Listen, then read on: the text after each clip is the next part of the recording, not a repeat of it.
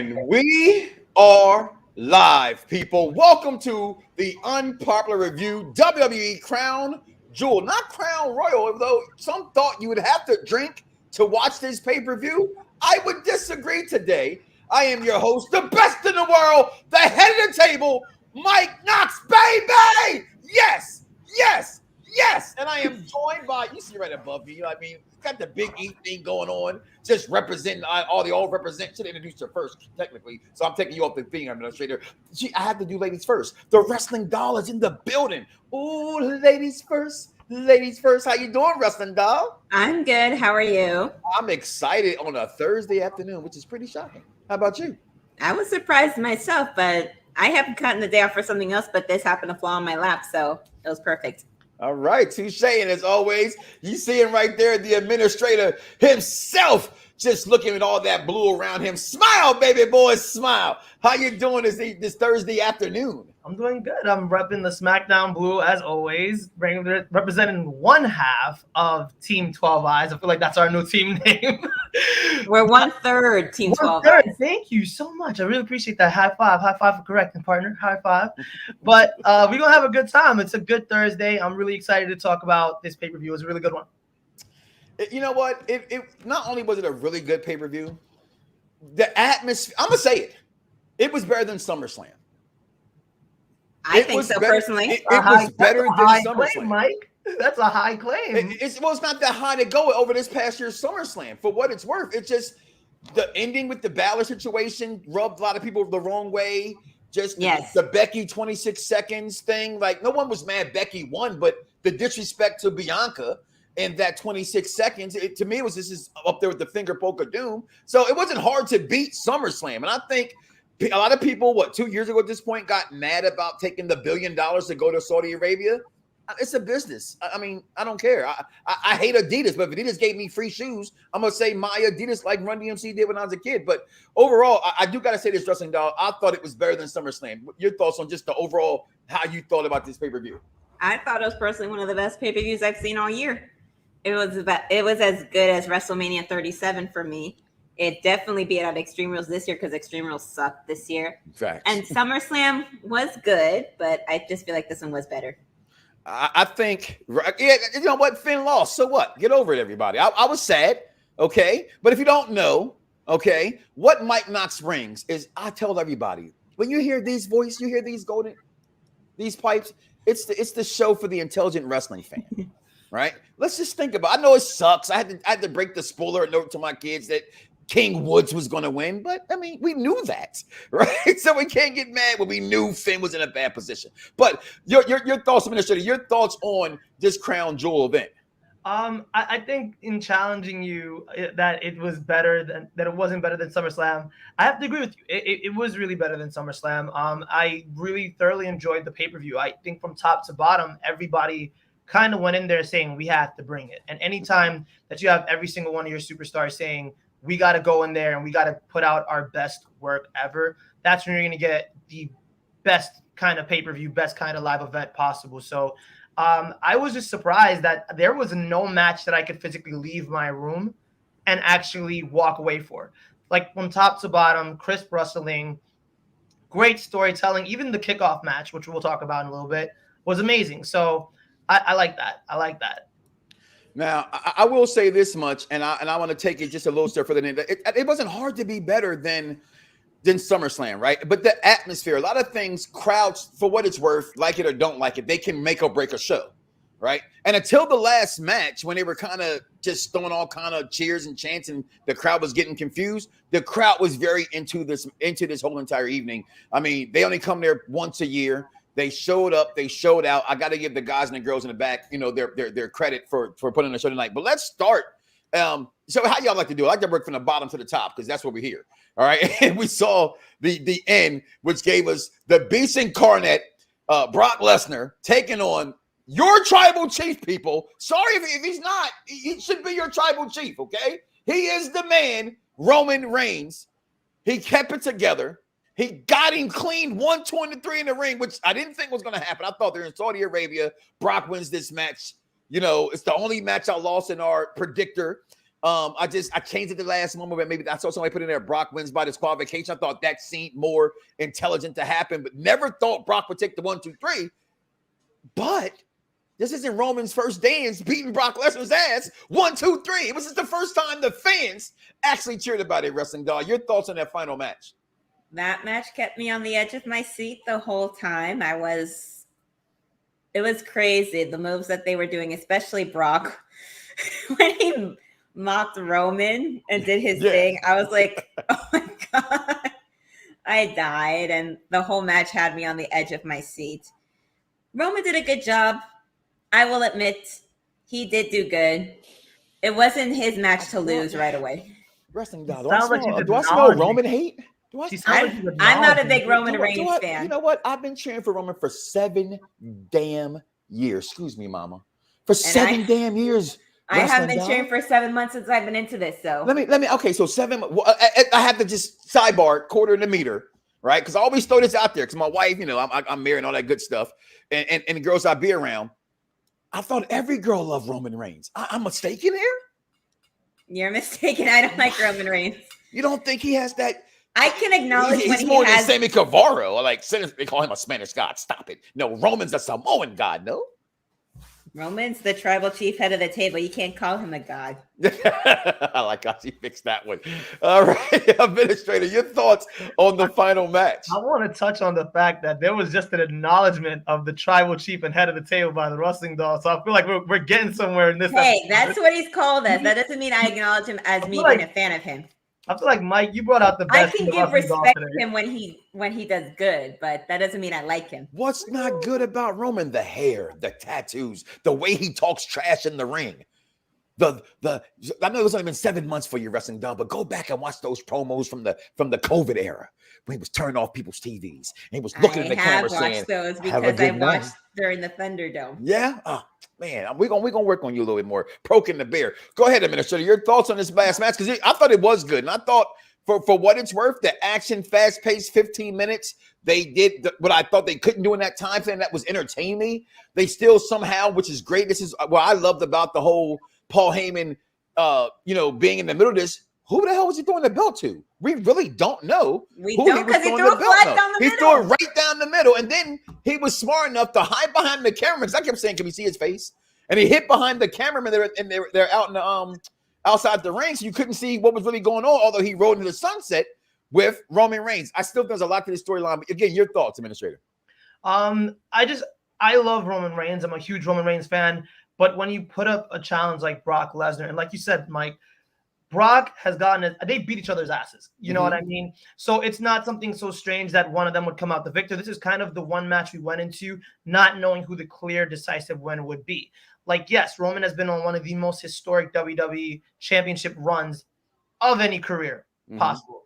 But then Brock Lesnar is WWE's go-to for somebody to put the strap, for the strap on them. To beat the guy that no one thinks can be beating. Right. Exactly. So going into this match, I didn't know what would happen. And like you, I was like, yo, he's going to get DQ'd. The Usos are going to come in, interfere. A ref's get knocked over. I feel like everything I predicted happening in terms of shenanigans happened. But to give Roman the 1, 2, 3 over Brock Lesnar, I think the executive consultant said this yesterday, it is putting Roman Reigns over in a way where he's going to steamroll through the competition. Who's next? You know what I mean? And Brock is taking about 2 months off. So at this point, it's like we know he's coming back for Rumble, and there's going to be a rematch at Rumble.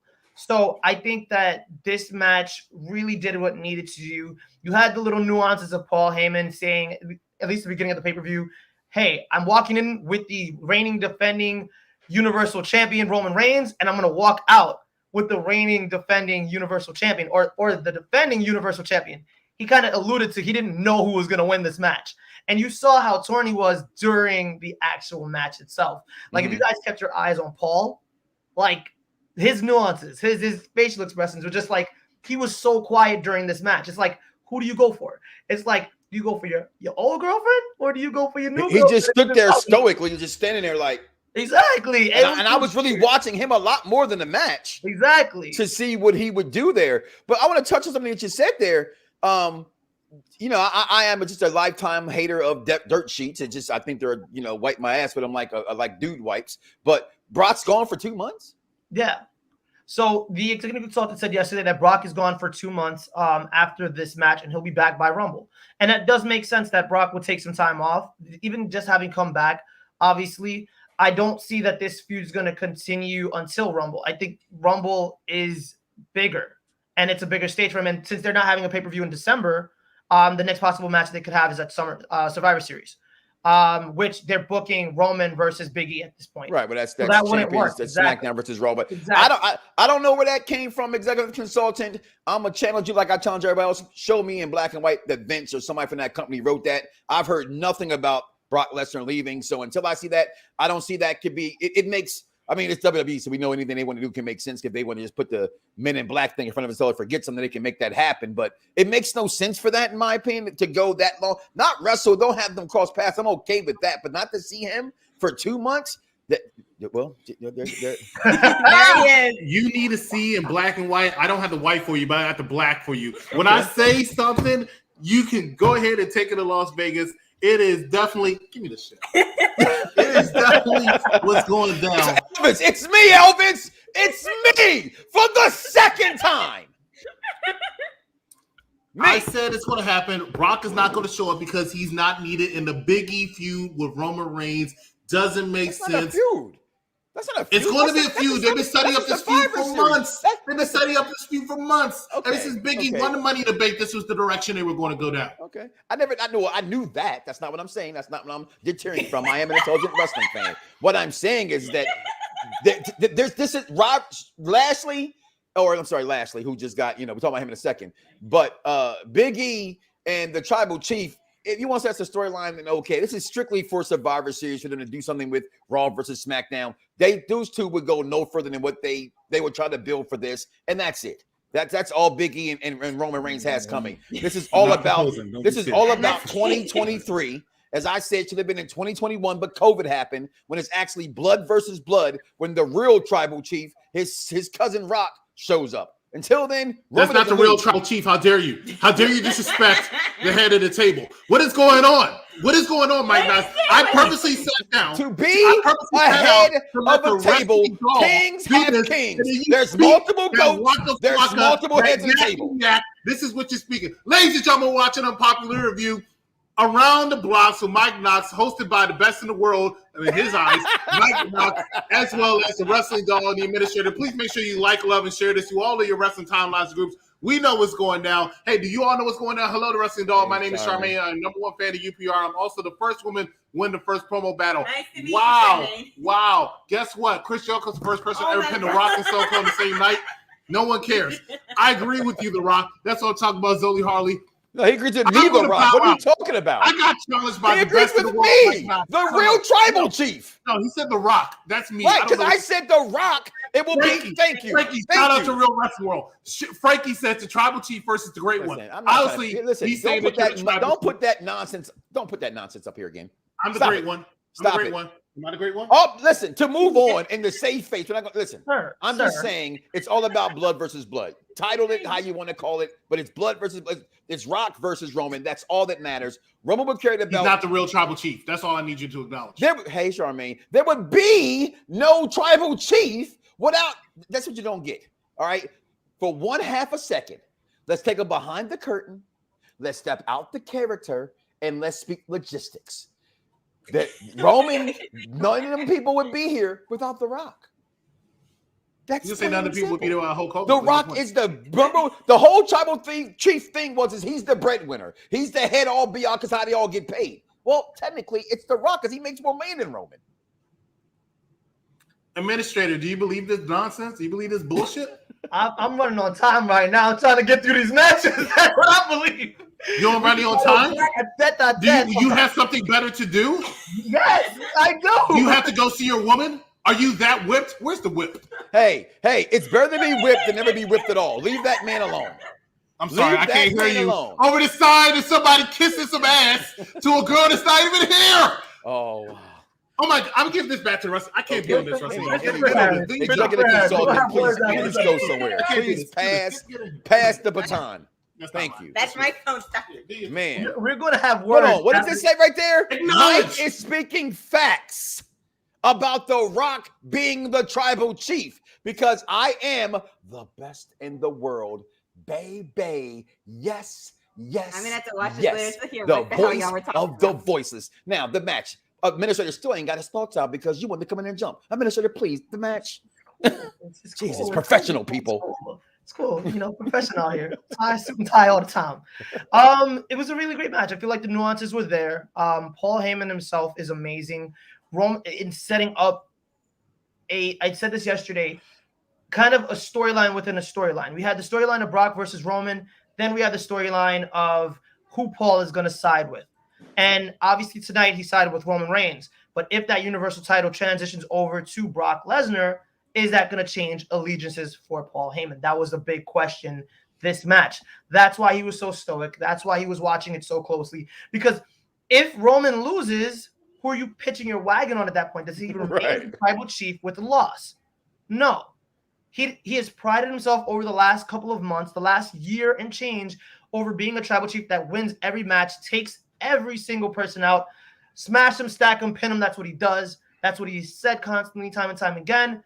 But if he loses, does that take away from his allure? Does that take away from Paul Heyman's allegiance to him?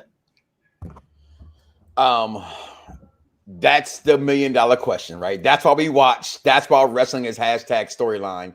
That's what we need to see what actually happens there at the end. Let's move on to the co-main event, right? And as I had to explain to my daughter, and for those who did not know, right there in Saudi Arabia, you know, women over there don't see, you know, they can't show their body parts other than perhaps their face, right? So, but with that being aside, I don't want to jump the gun because sometimes I think it's really easy when you come out of a pay-per-view to judge it off of that pay-per-view. And I like to kind of a lot of times let things sink in, but off the pure energy of that triple threat wrestling doll, I'm going to go to you. I love that triple threat match. I thought these girls performed better than I thought that these three could perform because I'm not the biggest fan of Big Time Bex in the ring. I love Big Time Bex everywhere else she does. I just don't like her in-ring ability necessarily, but today she brought it. She showed them. I thought these girls were phenomenal. Probably the second best match of the night, in my opinion. Wrestling doll, your thoughts? This is one of my favorite matches of the day of this pay-per-view as well. I like all of them, even though I didn't pick Becky to win in the polls. This still was a good match. They all brought it, especially when they were counter and interfere with each other during their special moves and such. Though that ending was a little shoddy. It was a little cheap, but it did what it needed to do nonetheless. Administrator, your thoughts on the triple threat women's match? Amazing match. I feel like there were moments within this match where you saw one-on-one matchups that we could have in the future potentially. You saw Becky versus Sasha. You saw Becky versus Bianca. Bianca versus both of them. And just that dynamic of showing that these women are on a whole other level than the other women on the main roster. And them showing that they could put on an all-time classic was incredible. Like, I love this match from start to finish. I feel like the right woman won because WWE has a really, really, really bad habit of booking themselves into corners. And that's what they did with the Raw Women's title and the SmackDown Women's title. If there was any time for somebody to drop, it would have been Charlotte on Monday night to Bianca, and it would have been Becky on today to Sasha Banks, who is the SmackDown superstar. Unfortunately, now we're going to have a belt trade or something of that sort, which will be really interesting to see how they deal with that. Because, like, if you guys remember, there was a few months ago a title change between the New Day and the Street Profits when they changed brands. And that's what they're gearing up to do again. It's a little shoddy. It's a little saddening, but I just really love this match. I love all three of these competitors. I feel like Sasha Banks is on a whole other level than where she used to be. She's proven that beyond a reasonable doubt. Bianca Belair, her strength, that one-handed. Yo, that yeah. That was amazing. I think, like, I was she like, had what? Two hands, then dropped one hand. It's like, this is light work. And she knew it.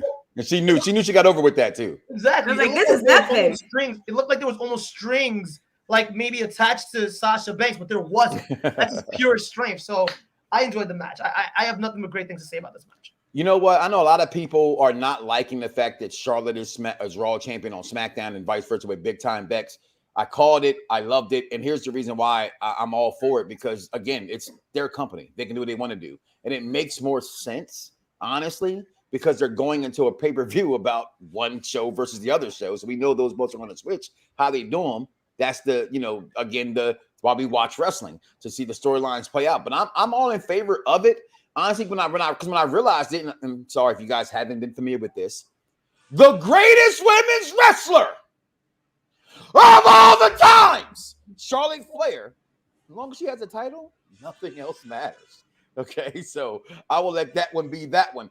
Now, I gotta say this much. Your thoughts, Administrator, on Goldberg and Bobby Lashley. Again, a match I think was predictable because it was Goldberg. Once you knew they had the no holds barred coming and the Falls Count Anywhere coming, but I didn't think Goldberg could perform anymore. I didn't think Goldberg can make me look at someone and just look at him as a stature and go, that's the Goldberg I remember. And I got that today. And I got to give shot to old Berg. My kids call him. We all call him that. My daughter calls Bobby Lashley, Baldy Ashley. I mean, props to everybody. I just thought these guys put on a hell of a performance for what it was. And I have nothing bad to say about this match. Honestly, this is the match I thought, somebody mentioned earlier, not a bad match of the night. This was one I thought would be a bad match. I put my feet up. I'm ready to like maybe take a little short nap, right? I'm a little old. I need my daytime naps. I already missed my general hospital because this pay-per-view was on. So I'm sitting here like, nap time. And then boom, I'm waking up because it was just that damn good, Administrator. Your thoughts? I loved it. I think from start to finish, we were expecting like a hard-hitting match just because of the stipulation. And Bobby Lashley started the match with a chain around his fist and punched Dollar Bill in the head about 17 times and sent him to the turnbuckle. And Bill Goldberg was bleeding. Like I was like at that point, I had flashbacks of Undertaker versus Goldberg, and I was like, oh no, this whole thing's gonna fall apart. It's gonna be a tragedy. And I was just waiting. But as the match continued, Goldberg took control, and like you said, it was Goldberg of old. It was that dominant force that no one could beat, that we wish had beaten Triple H for a world title. Like it was. I say you wish. I'm a Triple H mark. I mean, that I wish honestly had beaten Triple H, but I think seeing Goldberg that dominant, and the reason why he was that dominant was because of his son. I think there's no better reason to be that dominant than when protecting your children, and I think that those little nuances was really great. I honestly loved it. I loved every second of the match. I loved the finish, like the Hurt Business coming out, that little thing, because they lost. I called. They lost early in the night. They came out. They walked out with kendo sticks, and they thought they was about to do something and get laid out. And Bobby Lashley gets speared off of the entrance ramp through a table. It was. I think I marked out so much. Like I started yelling the whole thing. I have this really bad habit of losing my voice, and I'm so glad it did not happen today. That's what it's all about. This match was amazing, and just you got to give credit where credit is due. Bobby Lashley literally was the perfect dance partner for Bill Goldberg. Like nobody else, I believe, could have gotten this kind of match out of Bill Goldberg, and it was the perfect circumstances, the perfect storm, so to speak. And I loved it. I really loved it. So. It's pretty cool. You know what? Before Wrestling Dog take over, I gotta say with you there though, just the match and just looking at Brock, I hated. Goldberg. I hated the buildup. I didn't like that Bobby Lashley came out and challenged it for a no holds barred match because heels aren't supposed to do that. So I didn't like that, and I didn't like Bobby. See, I'm all messed up in my head. I didn't like Bill Goldberg saying, you're dead. I just thought, faces don't do that either, despite, with the son, because. I just wasn't a fan of that. Wrestling Dog, but it proved me wrong. Your thoughts on this match? That this match kept, almost, I think every match kept me on the edge of my feet. Like I said, this pay-per-view was amazing. And like I said, Goldberg was going to win. Lashley was going to lose. I didn't think that it was going to be a Falls Count Anywhere match. So I didn't expect for him to win by throwing Lashley 15 feet off of the ramp into a table, which was still epic nonetheless. But I did call the Hurt Business coming out to interfere a few weeks ago when we were talking about this. But this was good nonetheless. I was just waiting for somebody to come and help out Goldberg, but he didn't need the help. So this was still good nonetheless. Shout out to the air conditioner cooling off the apartment as we heard it kick in. Love it. I love when air conditioners come on. It came on over on this end for me now, too. Yeah. No, I'm talking about yours. I heard it. I thought you meant yours, but okay. Oh, I wish that's why I got the fan button right here. Turn it on, turn it off. It doesn't work sometimes. But again, this match, I thought it was a really good job. Now, before this, and I'm crossing past a little bit here. We did have, and I know I am not the biggest fan of Rated RK Bro. I love them, but I'm just waiting for the other shoe to drop. Right? It's like one of them teams is okay, come on. And it just keeps getting funnier and funnier and enjoyable and more enjoyable. And I thought, how could these guys entertain? We've seen them on Raw several times. But in this tag team match, Rated RK Bro, I mean, Riddle coming out on a camel, come on. I mean, went back to that. That's somebody what he would do, okay, I thought was great. Randy looking at him like, what is wrong with this guy? Like, Randy is probably doing some of his best all-time work, in my opinion, the last 2 years in this company. And I think it's going without notice from wrestling fans because it's what he did with Edge was phenomenal. What he's doing now with Riddle is phenomenal. Randy Orton's on top of his game right now. And shout out to the fan base of Saudi Arabia and the pop that AJ Styles got. That was insane. Like, it was phenomenal. It was to take a pun. It was phenomenal. Go ahead, Wrestling Dog. Your thoughts on that match? Well, I like 3 out of 4 of them. I'm not a big Omos fan, but this match was still really, really good. I mean, RK Bro grew on me. I wasn't into them at first. I kind of felt like Riddle was just ridiculous and annoying, but he grew on me. The team grew on me. It was still a good match. Kept me on the edge of my seat. It was one of those that I called to win. And it's something that I'll enjoy, but I just hope it's the end of this storyline because I want them to really go against somebody else because it's good, but it's getting old. Yeah. Like it's about time. Well, this is what I hope. Y'all remember a couple years ago, I know you see just not been watching that long, Wrestling Dog, but a couple years ago, when they did Survivor Series, Raw versus SmackDown, that would be the show, right? That's the storyline. So I hope they do that. So like you just said, forget them for a while and start forming these teams. Start some cross show hopping, right? Like I don't think NXT 2.0 is going to get in this one. There's not enough stars like they did when they had, not the Elite, shoot, the group. Adam Cole, baby, and all them guys. Undisputed Era. The Undisputed Era. So I don't see that happening, but start that program. But I thought it was very entertaining, including Omos. I'm not the biggest fan of his either. And like you, I was not the biggest Matt Riddle fan whatsoever. It was personal comment that he had made about Goldberg and other guys, before him that I have as an older guy, I want people to respect the generation before them. But as a performer, as a talent, Matt Riddle is one of the guys right there that I think is really keeping Raw afloat. So this draft couldn't come at a better perfect time. Administrator, your thoughts on the tag team match? This match, I think we all went into it knowing RK Bro was going to win. There was no way they were dropping those straps. And I think that generally, like you said, you're waiting for the other foot to drop with RK Bro. You're waiting for somebody to turn on somebody within this tag team. And normally it would be Randy Orton. I hope that it's Matt Riddle who turns on Randy. That would be such a change in character for Matt Riddle and also take Randy in a different direction where we could continue cheering. I also hope the same thing. Because Randy deserves to be cheered because, like you said, past 2 years, best work that Randy has been doing, whether it is feuding with Edge, Drew McIntyre feud for the WWE Championship. He's literally getting with RK Bro, like all the things he's done with Styles and Omos, to kind of put Omos over. That's what all these guys are doing. Yeah, that's exactly what they're there for. Yeah, exactly. So building a star pretty much with AJ Styles and with Riddle, I feel like he's so great in the ring that he could be placed anywhere on your card, with lower card, upper card, mid card, whatever, and he's going to do an amazing job. You know what I mean? So shout out to RK Bro for their win. I feel like it was expected. Take these two teams away from each other, far away from each other, like pull them all the way apart and put one team. Let AJ Styles feud for the world title. Put him against Big E. You know what I mean? Put him against somebody else. You know what I mean? He ain't going for a title no time soon. They don't like Colossus that much. He Omos didn't even have his own shirt yet. He's sharing it with AJ's new shirt. Look, that's because AJ's the relevant one. Yeah, exactly. Yeah. Let's go ahead and talk about this. I've let the sizzle of the burger last long enough. It's time to flip it over. Let's talk about the King of the Ring and the Queen tournament. Now, my picks didn't win as far as the females bracket is concerned. We talked about this on Monday on Around the Blocks of Mike Knox. Shayna Baszler, to me, should have won.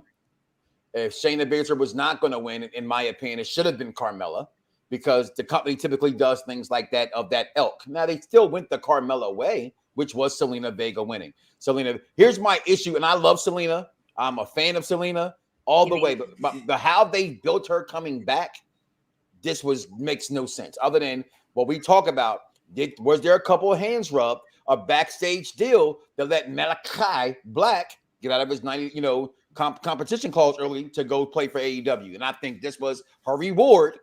And their reward, remember, she left the Twitch thing, or the half she left and came back. All these were deals, and that's what that leads me to her winning this. I just don't see storyline wise. Has nothing to do with her winning it. She looks phenomenal wearing the role, wearing the crown. It's all belongs to her. But storyline wise, I do not like how they put her over on this. But it makes sense now when Dewdrop did beat Shayna Baszler, because Shayna also can't afford to take a loss.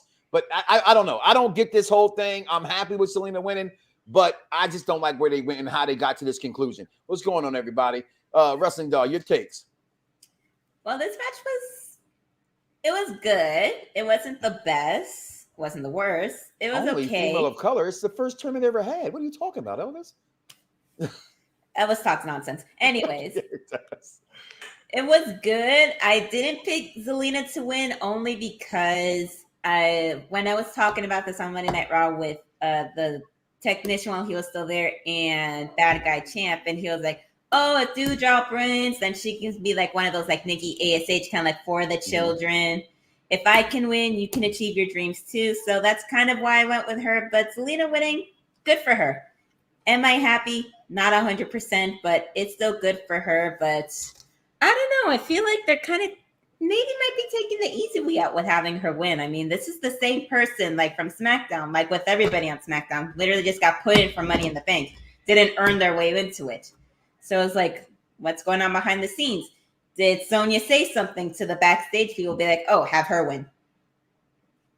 That's how I felt to me as well. Administrator, your thoughts on Queen Zelina? All right, so I'm gonna kind of couple this one because this is my last kind of thoughts because I have to run. But in terms of King and Queen of the Ring, I think like my picks lost. I just want to state that first. First and foremost, my picks were Balor and Shayna Baszler, and for obvious reasons. Obviously, if you've been paying a lot of attention to Shayna Baszler, she's the Queen of Spades. Yeah, that I thought so. I thought it meant perfect. Been taken away from her. Yeah, for this tournament, Finn Balor, the Demon King. The Demon King. He's not the Demon King unless he's the Demon. He's Prince Balor, and that's what they called him. Balor. Yeah, they've called him Prince for the longest. They only call him Demon King when the demon's involved. That's what I'm saying. But like at the same time, they downgraded the demon to like the Demon King to the demon. So that's what I was going on. You know what I mean? But ultimately, I think Zelina Vega winning, she could do more with it than Dewdrop can at this moment. Xavier Woods winning the King of the Ring tournament, just to kind of piggyback off of that. I think you pulled like a Shawn Michaels-esque storyline where it's like the boyhood dream has been realized. Obviously, every single member of the New Day are now kind of, I would say, main event tier at this point. This has kind of brought Xavier up to that level where we could see him potentially becoming a world champion at some point. Mm-hmm. So I think this really is going to do him really great. And I enjoyed both of these tournaments. I feel like the way they went down. The only I will say about the women's tournament, like Mike, you're completely right. Like I don't understand Zelina Vega's booking up until now, but you got to pay her dividends. She came back to the company. She's doing her thing. She's doing her job. And a lot of people are complaining about her booking.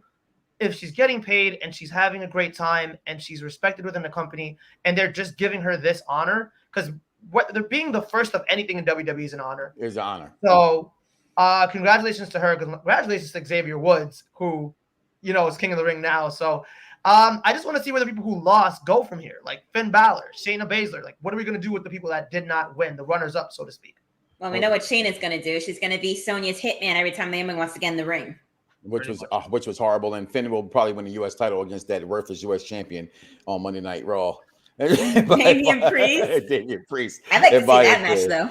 So, but with that, guys, let's take a break. We'll be right back here on the Unpopular Review Show. Damian Priest, he's on another level. I like Damian Priest. Hey. I found on that one. Damian Priest is an amazing champion. I think that even last night proved that. I mean, if you had him beat two pretty much surefire Hall of Famers and former champions, I think that that's a great sign that you're pushing him. So Well, I love me some Damian Priest. I've loved him since I first got into it, especially from the WrestleMania 37 this year. And I love watching him in the ring. He's one of my favorites as well. I want him to wrestle somebody else. I'm over him and Sheamus. Sheamus isn't bad. I'm just getting bored. I agree. I think he's gonna face Keith Bearcat Lee next. I think I could see a potential feud coming. You think Bearcat Lee? I wouldn't do that. Somebody else maybe. He takes the mic from Cody. Arn Anderson goes on to a 2-minute promo that at first he's trying to say Malachi Black because he will fuck you up. He fucked me up. He fucked my son up. He fucked this guy Lee Johnson up. And Lee Johnson's there like, oh yeah, he fucked me up. And then turns into Arn Anderson's best attempt at, I guess, being Brian Pillman. Like, he tells a story about how Cody Rhodes, if he were ever to be carjacked at a red light, that Cody would be like, okay, sir, take my car. But Arn Anderson instead would pull out a Glock, and then he does this motion and says that he'd blow his brains out, which Cody obviously rolled his eyes at because he doesn't believe old man Arn Anderson. And really, why would you believe old man Arn Anderson? The guy couldn't stay on the fucking ring apron last week. Who is he fucking shooting with a gun? Hit Row got called up from NXT to the main roster. Hit Row has not been a thing for very long. They just started. They were feuding with Legado del Fantasma. I feel like they all need a little bit more seasoning. I feel like even if you brought just one person up, I would pick Swerve out of all of them. Swerve is ready. Swerve is ready to be a champion. He's ready to be NXT champion. He's ready to be, an IC champion. He's just ready. But if you called up all of them, I don't know. Right? Tell me how you feel about this. I'm not sure how I feel about it. I'm not big on Hit Row. I mean, Swerve is the only one that I would have picked to gone up to either SmackDown or Raw because he's actually ready. I feel like the rest of them needed more time, especially BFAP. She needs a lot more time. Right. She's only been in that ring two times? As my brother Anthony says all the time, you ride. Omega, I think he's one of the best wrestlers in the world. Can you put some respect on Kenny? I've never said that Kenny couldn't wrestle. I don't like Kenny's mic skills. I think they're terrible to me. I think he tries too hard. I think some people got it and some people don't got on the mic, and I don't think Kenny has it. That's just me. And yes, him with Don Callis is better than what I've gotten before. And it's not that I hear him, I see him on the social media. That's who he kind of really is in a sense, how he acts. I just think it's a little. I'm not sure how you even could put. He's like a passive aggressive person. If that makes any sense, you know what I mean. Which I know it doesn't, but he just doesn't come off to me. I don't think he knows who he is in a sense, and that's how it comes off to me. Is he's not sure of himself. Gonna be fun plugging all these shows. So, hey, Cap, you want to take turns with these if we plug shows? That's why she's the best tag team partner.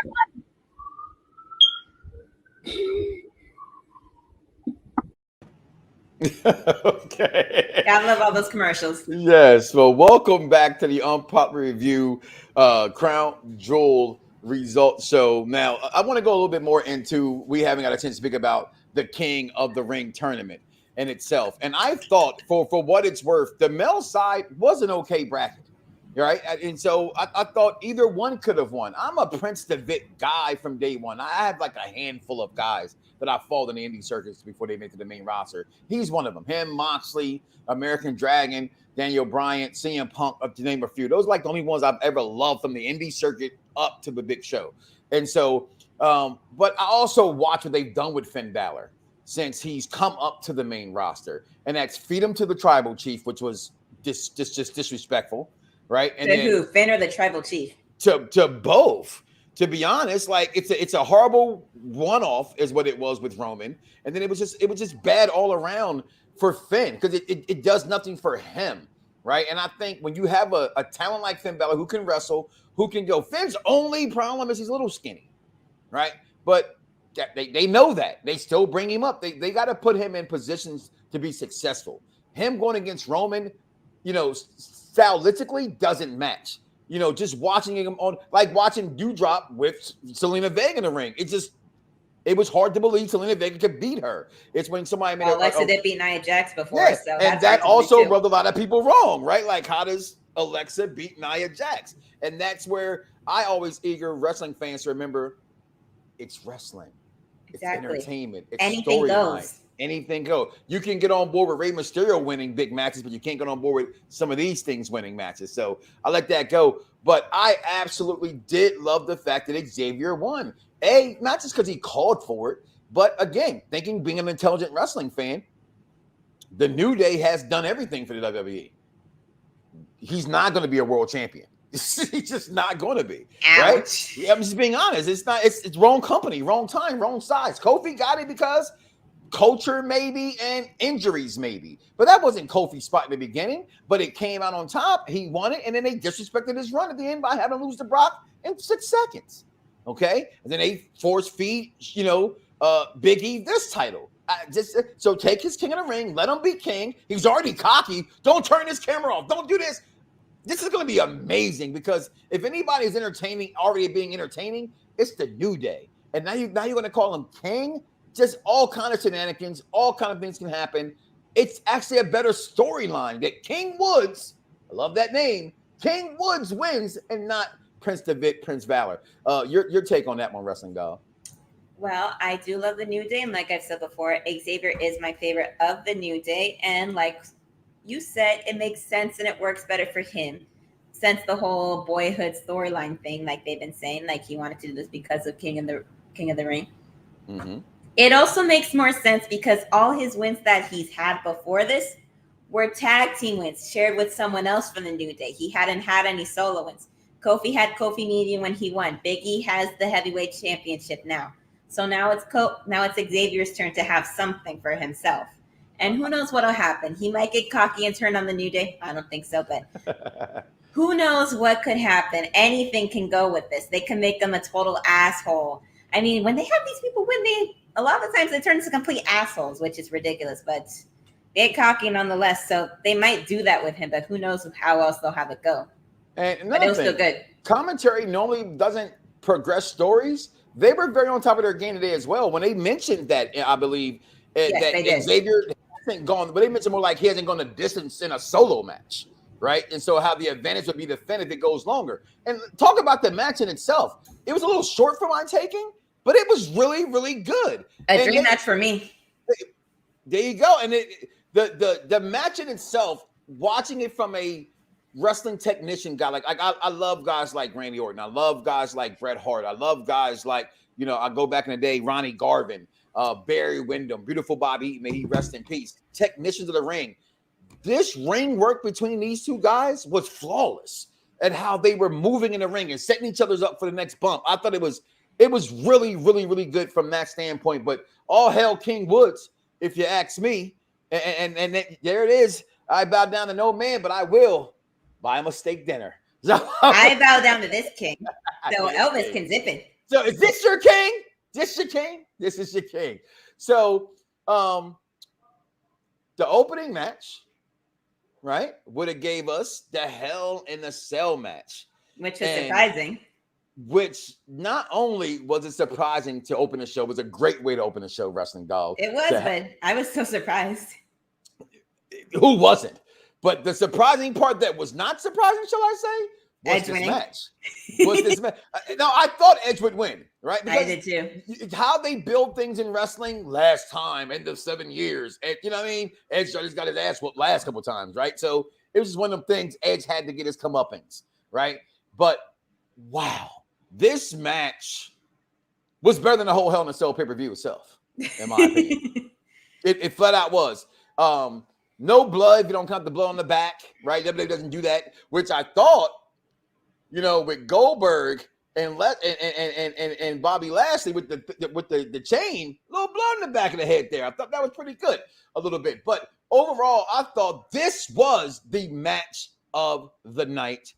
The bumps that was taken by Edge, the bumps that were taken by Seth, the match in itself, the psychology, the violence, the storyline progressing and moving on, how hurt they both looked. I thought this match was phenomenal. Match of the night for me. Your take, Wrestling Dog. This match was absolutely amazing. Had on the edge of my seat. I'm gonna acknowledge O's for a second. No, because he renounced that title for the King of the Ring tournament. Anyways, that match was amazing. Everything they did to each other was crazy, especially with the chairs, with the table, with the freaking ladder. It's like, and the chain. It was like, what else were they gonna bring out? I was waiting for the trash can to come out. I was like, where's the trash can? I wanted a concerto, and then he did the curb stomp. And my kids who are wrestling fans and video game fans, that's Move Thief. He did a Move Thief. That's what they were screaming. And Seth Rollins hasn't done that to Edge. Exactly. To Monday. So, I mean, you as the executive consultant, he will tell you for 15 minutes that Edge flat out cheated, and everything that Seth did, even though he did the same thing, wasn't cheating, which he'll need to get over. That in Hell in a Cell, there is no rules. Exactly. So that's there's what no we were cheating telling in him. Hell in a Cell. That's not even an argument. Exactly. That's Sometimes what we were telling executive him. consultants like to argue to hear himself speak. Tell him just download a couple more of his episodes of TV, and he can hear himself in his headphones all the time. Go to sleep, listen to himself. I mean, I told him the whole time he was wearing rose-colored glasses because he only saw what he wanted to see. He saw Seth Rollins doing what he needed to do, and he saw Edge cheating. That's what I did want to see Elvis too. I want to see the sledgehammer come out. I mean, he does everything else Triple H taught him. Why not bring out the sledgehammer? I mean, what next? A pizza cutter across the head? Oh, well, at least they ain't got fake exploding bombs. So, just to put that out in perspective. But I thought this match was just overall really, really good. It stood the test of time. It gave us the storyline, the intro. This is what actually kicked the night off, if you will, so to speak. The intros, the pageantry of these two just being excited to be there. You can see it. New gear. I mean, with the intro, when Edge's music came out, Seth looked spooked. He got scared for a flat second. He definitely was like trying to play it off like I wasn't scared. And it's in his pirate outfit that he's been wearing in the ring lately. These pirate outfit. He looked like a freaking mob man from the 70s. From the 70s? Yes. Especially when he wears like the leather jackets with the fur collar and I love those looks. They call him the king of drip or whatever the heck they call the that. Drip God. The drip god. But I don't see, but whatever. Those suits are phenomenal. Those suits, I mean, I wouldn't wear one. Steve Harvey might. No, Steve Harvey wouldn't do that. That's too much for his taste. He wouldn't wear that Cruella DeVille Harley Quinn looking suit that he wore on SmackDown last time. Biggie, Drew McIntyre.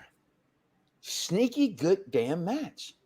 Sneaky good match. Love the respect. We don't get a lot of respect in the matches that we respect, right? Sometimes we're like, oh, they forced a handshake, right? We know they did that in this situation as well, but the match was really good. And I got to say this, and man, I've been thinking this for the last couple of weeks or last couple of months watching Drew McIntyre up close, wrestling-wise, and that release German that he does, it's probably one of the best in the business. The way that, if you watch the replays, the way his back is arched, and you watch how Brock does, you watch how Big E himself does it. It's not like how Drew tossed him and where he arches himself. Again, the science of wrestling to me is beautiful, and I thought this match was beautiful, underrated, good match. Right guy won. We all knew that was going to happen, but what a way to send it off. Again, guys, I understand some things. This pay-per-view necessarily wasn't for us in the States, although we watched it here in the States. This is who they wanted to see, who they like over there, what's going on in Saudi Arabia, and we were invited to that show and had a good show, in my opinion, Wrestling Dog. Your thoughts on this match? This match, like every match tonight, was really good. There was no bad match. The only okay match was the Queen of the Ring tournament, the Queen's Crown tournament. But like every other match, this one was absolutely amazing. It kept me on the edge, like every single one, no pun intended. But it was great nonetheless. And it's one that I think could go down as a really, really good match in the history books, potentially. I'm with you on that one. And DC, when you say no contest finish, they had a finish. He pinned him. Yeah, he pinned him. He pinned him. I'm lost in that one. Elvis, I do see Edge and Big E, but just not right away. Again, for the next 4 weeks, it's going to be Raw versus SmackDown. There's not going to be, I don't think there's going to be much of any other storyline progressing towards that until after the Survivor Series happens. With that being said, we will real fast, out of respect for what's his name, Ali and Mansoor. Talk about their match. That was big for their country. But I didn't understand the guy that came out, right? We in America, other than Mark Henry, no one counts bronze and silver medal winners. They got a silver medal winner in karate for Saudi Arabia. It was something. He had a red belt. I Googled it. That's not even a spectrum of top belts. Well, I don't know. Maybe he had that on to go with what he was wearing and that head covering. I thought, it matches. I just thought it was somebody from the locker room that was coming out dressed like that. Honestly, not gonna lie, for a second, I thought it was the new guy from the Olympics. I thought it was Ernest the Cat Miller. I was like, yes, it's the cat. It makes no sense, but it was a karate person. So I just thought, only karate person I thought about. They're not gonna get Ken Shamrock back here. You know what I mean? He got too many concussions. Right, so I thought it was a dumb thing anyway that I thought about. I was like, is that Ernest the Cat? And clearly it wasn't. It was this guy who wouldn't even know his name, right? So I don't remember his name either. So how great was he? It wasn't bad. No, why would I agree with you about that? Please tell your coach to stop being a racist. It was a good match, though. I mean, I called this out a couple weeks ago for this match to happen. I was like, it's gonna happen. They're gonna fight each other. Mansoor's gonna win and kick Ali and beat Ali down. The only thing that didn't happen that a couple of the other people here called was that they were going to get back together. I don't see that happening anytime soon. I think they're going to have a storyline where they're going to be feuding for a while. That's what I think will happen. I want Ali back to where he was. That's what I want. And when it was supposed to be it'll happen if he's by himself. If he's with Mansoor, they're not going to have that if he's with Mansoor. They need to do their own thing separately so that Mansoor can toughen up with all that's been said in his head, and Ali could get back to where he was before that. Let's just put Mansoor where he belongs, shall we? And NXT 2.0. He doesn't belong on the main roster. He doesn't belong on the main roster. What has he done to be on the main roster? There are people that in NXT, people have that shouldn't be on the main roster. They should be on the main roster before him. That's what I'm saying. I have something else I have to say. Mm-hmm. What has Dominic done before that he deserves to be on the main roster already? He should be in NXT 2.0. No offense. He's the father of actually his father is Eddie Guerrero, but still his dad and his guy he calls his dad in Rey Mysterio.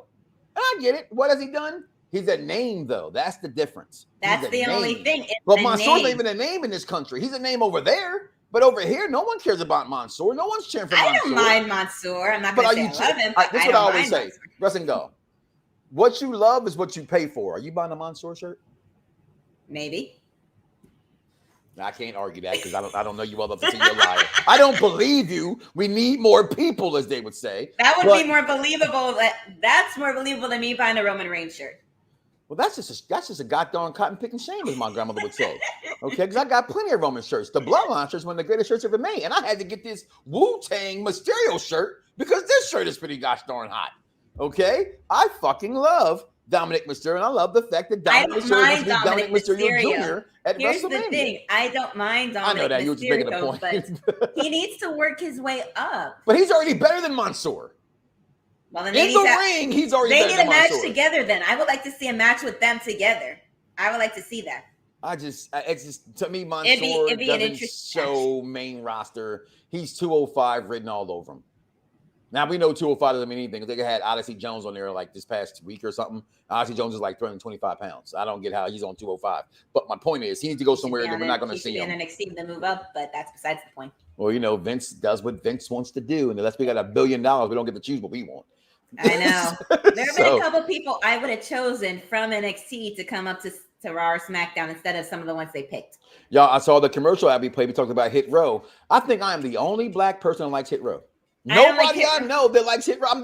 My daughter and me are like the only ones that like Hit Row. I'm not big on Hit Row. Swerve, I saw him live, so I kind of like him because he's actually skilled and ready. The other, the two that are tag teams, I don't really care for. And B-Fab is not good, and she needs to go back into NXT to keep training. Well, Seth and The Fiend did have a finish. The Fiend, didn't he like burn up or some trash like that? I don't know. I have to watch that match. Where's Mummy? What? Taping? What taping? I guess they mean the live thing. I don't know. It was live. Of course. Hey, Charmaine always agreeing me. I like that girl. Who likes taping? Boy, get out of here. Ding dong. Oh, who's wrong? She's saying I'm wrong. Okay, what part? What are you wrong on? I don't know. She's not saying what. Sometimes we get late with the comments. We're like, man, what are you talking about, right? Well, she'll tell us in a second. But overall, what I like to do, Wrestling Doll, it's your first time with me, and thank you for joining me today as well. And I appreciate, I joined you as well. I like to give out belts as grades, right? And you name the belt that you pick is a belt you have to relate to something, right? So, like, for instance, I start. For this pay-per-view, I would give it 4 out of 5 Brock Lesnar Undisputed Championship titles belts. And here's why. It had nothing to be compared to. It was Crown Jewel. It was unexpected. Like, that title when it came was like, wow, here it's like they just smacked the World Eagle and smashed it together. And that's how I like this title. And I thought this pay-per-view delivered on so many things. Oh, you put it up there already. I'm saying, okay, yeah, Rey Mysterio's son. I thought it delivered on so many things. It says hands down, this is one of the best reviews this company has had all year. There's All Out. Right now, that means the one pay-per-view of the year. Well, that's a lie. I'm lying. WrestleMania, then All Out. And then this, Crown Jewel. That's how I call it. Those are the best 3 pay-per-views of the year. This was one of the best pay-per-views of the season that they pulled off. And Lord knows I didn't think it was going to be good, because they've had a history of having some horrible Crown Jewels and horrible Saudi Arabia pay-per-views. This is like the 3rd one, I believe, 4th one, and the other ones were horrible. We go back to the debacle with Shawn Michaels and DX, the Undertaker and Goldberg. It's just been so many bad things that have happened in Saudi Arabia inside the ring. This night was not one of them. It was like a WrestleMania vibe on a Thursday. I need more daytime pay-per-views, because I thought, and make them on Thursday because that's when I'm off, okay? But I thought this was a great pay-per-view to have in the middle of the day. I absolutely loved it. That's my title. Wrestling Doll, your belt grade to me going to get up out of here. Okay, so from what I have seen, I'd probably give it 4.5 out of 5 of, let me see. I'm trying to think of a reign that I really liked. From Bianca Belair's WrestleMania 37 victory. Like it. Good pay-per-view, right? It's not much to complain.